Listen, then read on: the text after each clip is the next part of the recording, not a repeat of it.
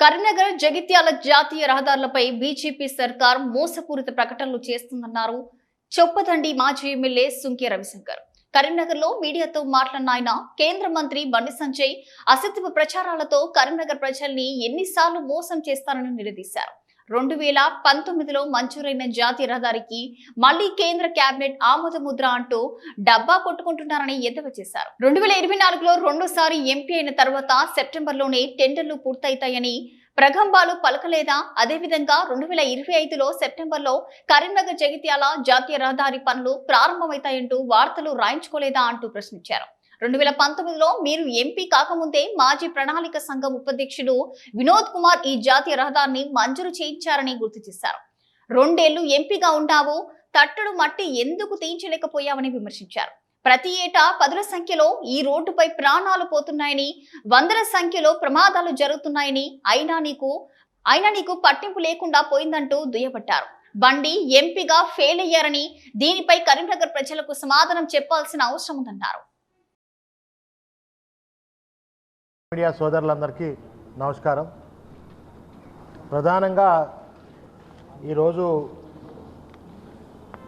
మరి జాతీయ రహదారులు ప్రత్యేకంగా కొత్తగా మంజూరైనట్టుగా ఇలా పేపర్లో అంటే కేంద్రం క్యాబినెట్ ఆమోదం పొందిందని నేను ఉదయం పేపర్లో చూసిన. 2 జాతీయ రహదారులకు పచ్చజెండాని ఈరోజు చూడడం జరిగింది. ఇది మరి గతంలో 2016లో బీఆర్ఎస్ ప్రభుత్వం ఉన్నప్పుడు గౌరవ ముఖ్యమంత్రి కల్వకుంట్ల చంద్రశేఖరరావు గారు, అదేవిధంగా కరీంనగర్ ఎంపీగా ఆనాడు వినోద్ కుమార్ గారు కృషి ఫలితంగా NH 563 563 NH వారి కృషి ఫలితంగా ఆనాడు జగిత్యాల టు వరంగల్ వరకు కోదాడ వరకు రోడ్డు మంజూరైంది.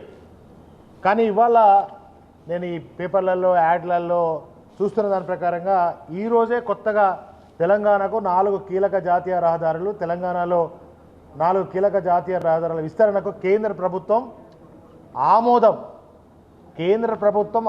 అంటే ఇప్పుడే ఆమోదం, క్యాబినెట్ ఆమోదం అయింది అని నేను ఇలా పేపర్లో కానీ వాళ్ళు బీజేపీ భారతీయ జనతా పార్టీకి సంబంధించినటువంటి నాయకులు పెట్టిన పోస్టర్లలో చూసి కొద్దిగా ఆశ్చర్యపోయినా. ఎందుకంటే ఇది 2016 ఫిబ్రవరిలో గెజిట్ వచ్చింది, అధికారికంగా గెజిట్ వచ్చింది. అప్పుడే టెండర్లను కూడా పిలవడం జరిగింది.